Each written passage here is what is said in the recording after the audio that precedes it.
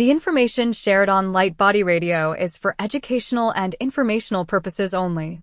The content of this podcast is not intended to be a substitute for professional medical advice, diagnosis, or treatment. Always seek the advice of your physician, licensed healthcare provider, or qualified wellness practitioner with any questions you may have regarding a medical condition or health goal. Dr. Lara May, her guests, and affiliates do not claim to cure, prevent, or treat any condition and are not responsible for any actions taken based on the information shared in this podcast. By listening to this podcast, you acknowledge that you are responsible for your own health decisions and that any actions you take based on the content are at your own discretion and risk. Thank you for tuning in to Light Body Radio.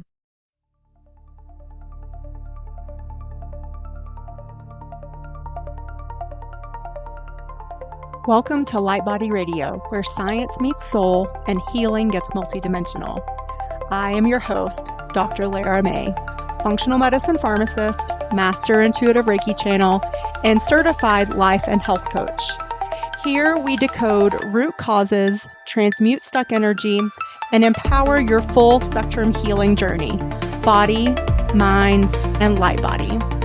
This isn't just wellness, it's awakening, grounded in science, guided by spirit, and designed for your evolution. Let's rise and radiate. Welcome to the next level of you.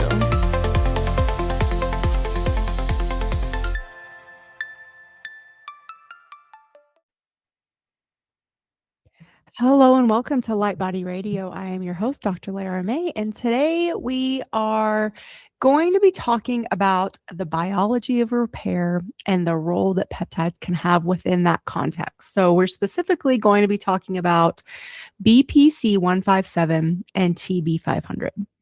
So up until now, we have been talking about peptides through the lens of signaling, metabolism, appetite, and systemic regulation. But today we're going to shift into something a little different. We're going to talk about healing and repair, tissue healing and repair.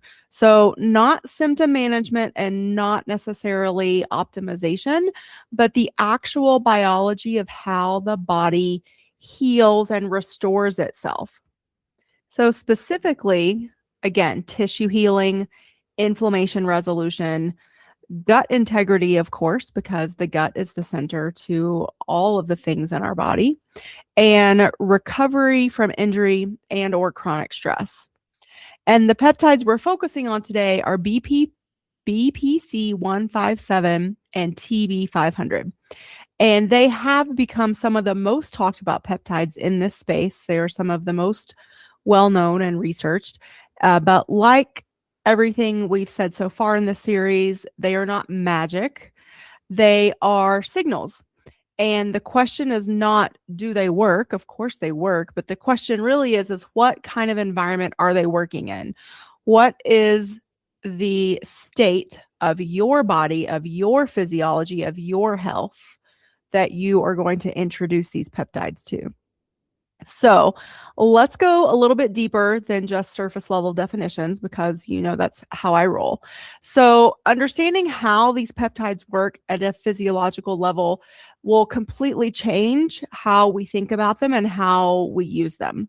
So BPC-157 is gut-derived repair and vascular signaling. It is derived from a naturally occurring protein found in our gastric juices.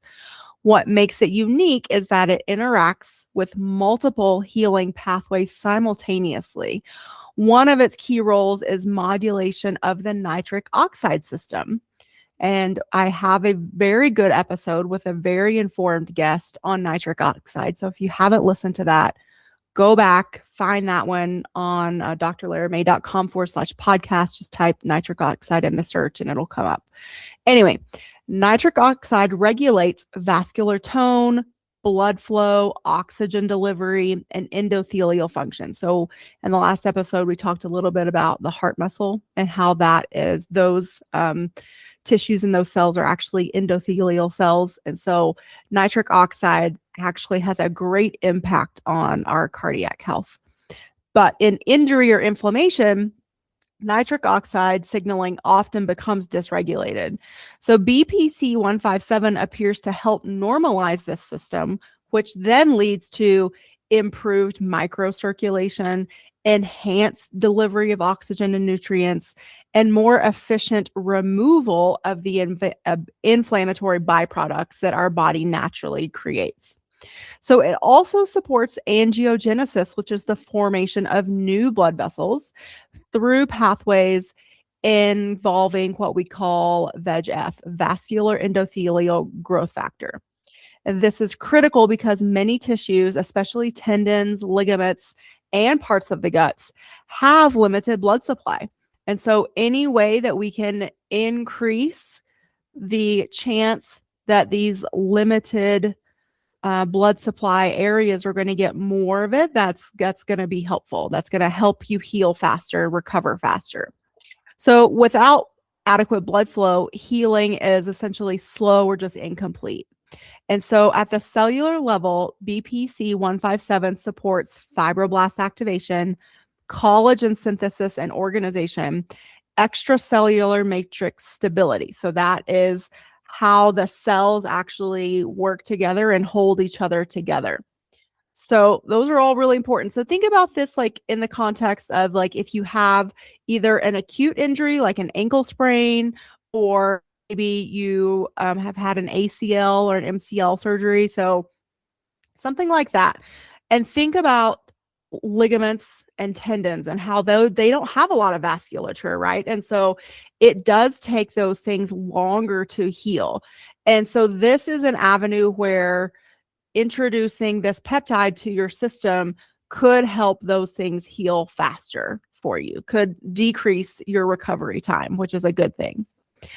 So let's also talk about the gut here. So BPC-157 also appears to promote regeneration of the intestinal lining. So this can have a profound impact for anybody out there suffering from any gut issues. And we always talk about gut issues on this show, but so I don't think I need to rehash what all those are, but just know that promotion of regeneration of intestinal lining is something that BPC-157 has been shown to do. It supports tight junction integrity. Quiz, what do the tight junctions do in your gut? And do we remember leaky gut out there, people? All right, so it can actually help repair leaky gut because it is supporting the tight junction integrity itself. And it reduces inflammatory signaling in the gut, in the GI tract. And so again, we're decreasing inflammation. So functionally, this means improved barrier function, reduced immune activation, decreased systemic inflammation. So it's not just a healing peptide, but it really is. The implications are very far-reaching in a very positive way. But it is vascular, connective tissue, and gut repair signaling molecule. So think about all that. Vascular, connective tissue, and gut repair signaling molecule. All of those things. Think about where all of those things occur throughout your beautiful human body and all the implications that that can have. Okay, so the next one that we're going to bring in to the picture is TB-500. And this focuses more on systemic repair and cellular movement. TB-500 is a synthetic version of thymosin beta-4, a peptide that naturally is present in most human cells. Its primary role is in the cellular movement and structural repair. And at the core of its mechanism is actin regulation. So when our muscles have a contraction, the proteins that are involved are actin and myosin. So actin is a protein that is actively involved in muscle contractions. So actin allows cells to move, migrate, and change structure. So think about when you're building muscle and how the kind of remodeling that you need to build a muscle. So this is actually a good kind of remodeling. So this is essentially also essential for healing because repair requires cells physically moving to the side of the injury for that repair. So TB-500 enhances actin polymerization improving cell migration, tissue regeneration, and structural rebuilding. It also promotes angiogenesis, just like our other friendly little peptide that we talked about earlier. So this increases blood flow to the damaged tissue. And it can also influence inflammatory modulation and the tissue remodeling pathways. So TB-500 tends to act more systemically, supporting repair across the whole body, whereas BPC-157 we talked about is a little bit more specific. But again, if you think about that frame of mind of that specificity, those are still really wide implications. So let's talk about how they work together. The BPC-157 stabilizes tissue, improves blood flow, supports local repair. TB-500 mobilizes repair cells, enhances regeneration, and supports systemic healing. So together, they are creating a coordinated and efficient healing response. So I want to dive a little deeper too into the biology of healing, which means in this context, inflammation, proliferation, and remodeling. So healing is not, especially when we use this word in this context, it is not just one event. It is a multiple phase process. There is a process that our body goes to in multiple phases that will impact how our body, you could say, comes back to normal, comes back into a state of homeostasis, but essentially like regenerates itself, creates something new to help with that homeostasis.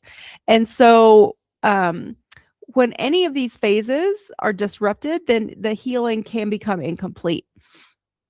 So phase 1, inflammation. This is the initiation signal. When a tissue is injured, cells released damage signals.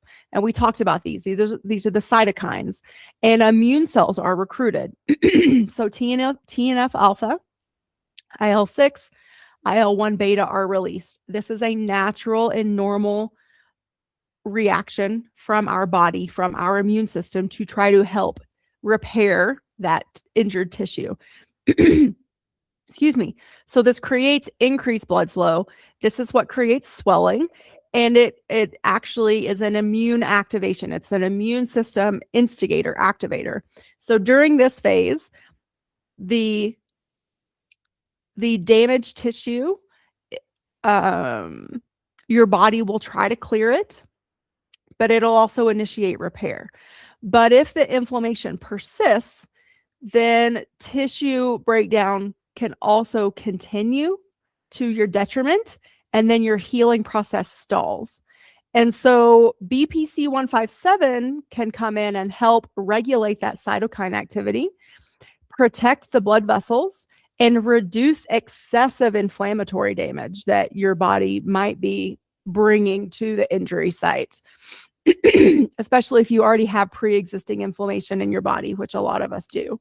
And then the TB-500 helps then also transition out of this prolonged inflammation cycle. Okay, so then phase 2. So this is the proliferation phase.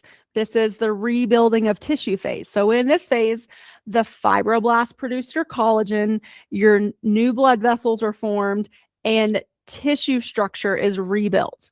And in order to do this, your body requires oxygen, nutrients, and coordinated signaling. So BPC-157 again enhances that fibroblast activity. So it's going to enhance your body producing the collagen to heal that area. And then it improves the collagen production. And then the TB-500 increases the cell migration. So it supports more of those good cells coming into the area, supports more of that new tissue formation. And so this is how together they work in concert, and they accelerate and improve tissue repair. And then the final phase is phase 3, and this is the remodeling phase. So we can also call this the strength and function phase. And this is where sort of like the final phase of where you're starting to sort of feel back to normal, and like get your strength back. So the collagen is reorganized and it's strengthened and it's aligned properly to fit within the context of wherever that injury is. And this is what determines whether that tissue is going to be strong and you're going to maybe go back to be able to do the activities that you did before, or maybe not. Maybe you're going to remain vulnerable and impaired and weakened indefinitely, unfortunately, depending. So peptides support this phase, but they do not replace proper movement, mechanical loading, and timing. So PT is really important. Again, like continuing to move in a healthy way, appropriate to where you are in your recovery and your injury, introducing load-bearing exercises at the appropriate time, working on mobility and flexibility, range of motion, all of these things. So these things are super, super important and should not be removed from the equation at all. Again, peptides are meant to be a complement, not a replacement. And so let's look now more at where our healing mechanisms get stuck, and that is the inflammation piece. So healing doesn't fail because inflammation exists. It fails because the inflammation doesn't self-resolve. And so in a healthy system, inflammation activates and then it resolves and then repair completes itself. But with many of us, the cytokines remain elevated because of other inflammation from other things going on in our body. The oxidative stress persists, and the body never exits that inflammatory phase. And so the system stays stuck and it doesn't, it is not able to get out of the cycle and to move into the other phases of the proliferation and the remodeling. And this can show up as chronic pain, slow recovery, and lingering symptoms. So BPC-157 helps because it can stabilize that vascular integrity. It reduces the excessive inflammatory signaling, and it actually helps improve circulation, which again, that improving that circulation helps your body bring the nutrients and the type of signaling and cells that it needs to the site for the repair. And the TB-500 then also helps move the system into that repair mode and out of the inflammation mode. So we're not suppressing the inflammation, but we're actually helping that inflammation stage complete itself in a healthy way. So again, we're sending signals to your body so it can do what it already knows it needs to do. We're just helping fill in some gaps here if it gets stuck or confused. So gut healing, which is an aspect I feel like in a lot of these conversations often gets missed because, again, we talk about the PT, we talk about the physical body type of things, we talk about the mobility, the movement, the actual injury site itself. But the gut itself is central to healing along with all of these other pieces. And so when the gut lining is compromised, then you're going to have increased immune activation, increased inflammatory signals, and your healing capacity actually decreases.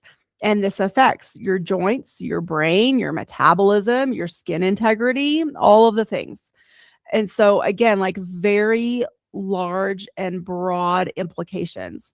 So BPC-157 supports epithelial repair, tight junction integrity, reduces that gut-driven inflammation.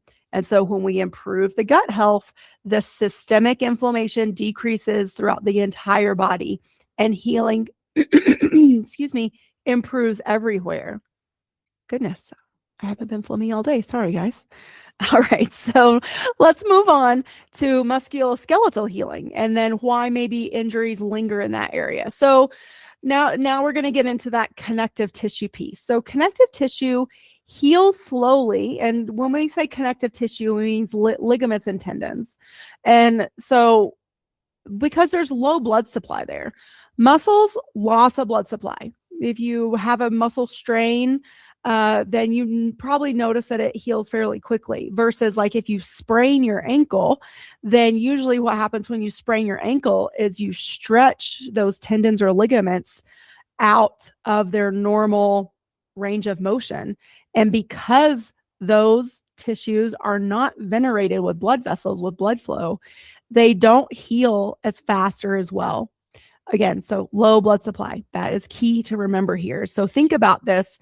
When I was, in high school probably, but also definitely college and then definitely pharmacy school, we always talked about form and function. So think about what is the function supposed to be of whatever we're talking about, and how is the physical form around that, and how do those two things, are they how do they help each other? How are they linked? How do they complement each other? So form and function. So injury often leads to disorganized collagen, incomplete repair, and oftentimes re-injury, especially if we're pushing that PT, if we're pushing those other aspects of our recovery and our healing too fast, too hard. We can very much re-injure ourselves if we don't give our body time to heal and move through that healthy remodeling phase. So BPC-157 actually improves collagen formation. It enhances vascular support. And the TB-500 brings repair cells to the area and supports structural rebuilding.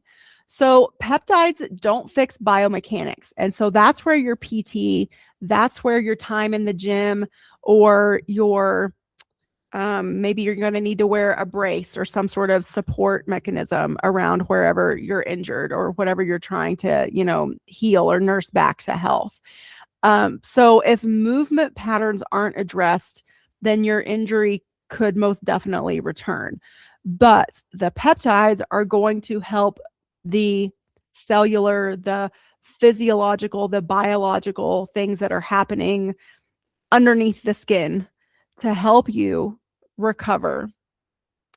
And a lot of it, again, not to sound like a broken record, but is helping your body move through that inflammation cycle in the appropriate way, but also get you out of it in the appropriate timing and in an appropriate fashion. So healing is also regulated by our nervous system. And if the body is in a chronic state of stress, if our cortisol is remaining elevated, if our blood pressure is too high because of stress, then that restricts blood flow, and then repair is suppressed. So even with peptides, it's important to, again, have proper stress management tools at your disposal and utilize them. And this is why, like, people can think that they're doing everything right. Like maybe like they're really good about going to PT and they're really good about maybe doing the exercises when they're at home, but they're not eating right. They're not sleeping well. They are chronically stressed. And maybe they are pushing it a little too hard in the gym as well. And then they end up either not healing in the time frame that they would like to, or they re-injure themselves. And so the body has to feel safe enough to repair. And so again, when we talk about, is the body that we're introducing, the environment that we're introducing these peptides into, is it healthy enough to really respond in the appropriate way? Because peptides operate within the system as it is, they do not override it. Oh, remember that. And then as we wrap up here, I just also want to remind you that these peptides are not FDA approved drugs. Therefore, you will not get prescriptions for them from your doctor. Practitioners do work with them. So I encourage you to find a practitioner that, if you're curious or think that these could help you, definitely find a practitioner. But they definitely exist in a regulatory gray area. Depending on when you're finding this episode or listening to it, I know RFK Jr. is working to get these taken off of sort of like what we call the FDA blacklist and reintroduce them back into at least conversation, where they can be produced safely and sold through safe mechanisms. Because right now, if they stay on the FDA blacklist, then it's just bad for all of us. I mean, for consumers and practitioners alike, because it really interferes with a lot of the safety mechanisms that are put in place to help protect us. So it's important because you know, depending on where you're sourcing them and how you're getting them, you could be definitely, you need to be aware of where they're sourced, where they come from, are they tested, what's the oversight, all of those things. So again, you know, find a good practitioner that you trust and just know that right now it's a gray area. So when these peptides make sense, when are they the most useful? They're really the most useful when your body needs that little extra oomph for healing. Maybe you've noticed that you are stuck in a prolonged inflammatory cycle. Or, you know, so your inflammation is maybe even completely unresolved. That's okay. These can help with that. But then also too, what else are you doing to help your body get out of that inflammation cycle? You know, again, we need to use all the tools in the toolbox, not just, you know, or all the crayons, whatever the metaphor is you want to use. You don't just want to use, you know, one color all the time. That would be boring. So think about, is your nutrition adequate? Is your sleep supported? Is your stress managed and regulated? Peptides, I would never say would be considered a first line therapy, as we like to say in the medical world, nor are they standalone solutions like I've mentioned many times. They are complements. They are signal enhancers. So keep that in mind. So healing is not something that you force. It is a process. It takes phases. It takes time. It also is something that you need to support yourself through. So think about that too. Like, these peptides are improving communication. They are enhancing coordination. They are accelerating repair, but they only work well when your body is ready.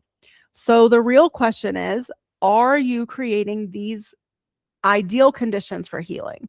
Because that is really what matters more than the peptide itself. So again, I hope this episode has been helpful. If you were driving or walking or hiking or doing whatever you're doing and you weren't able to take notes, but you found that you wanted to write something down, please pop on over to drlaramay.com/podcast. And that's where the show notes live. And we will catch you in the next episode, where we will continue this series on peptides. And we're going to move into some nervous system regulation peptides. So we're going to talk more about sleep and stress and the deeper regulation that is possible. All right, we'll catch you on the next episode. Thank you for joining me on Light Body Radio, where functional medicine meets intuitive healing and transformation happens on every level. If this episode resonated with you, please like, share, and if you're ready to go deeper, visit drlaramay.com to book a functional medicine consultation or an intuitive healing session. Whether you need to rebalance your body, clear your energetic blocks, or reconnect with your soul's purpose, I've got you. You can also follow me on Instagram or TikTok at Dr. Lara May for daily inspiration, energy updates, and healing tools. Remember, your healing is multidimensional, and so are you. Until next time, honor your body, trust your intuition, and activate your light.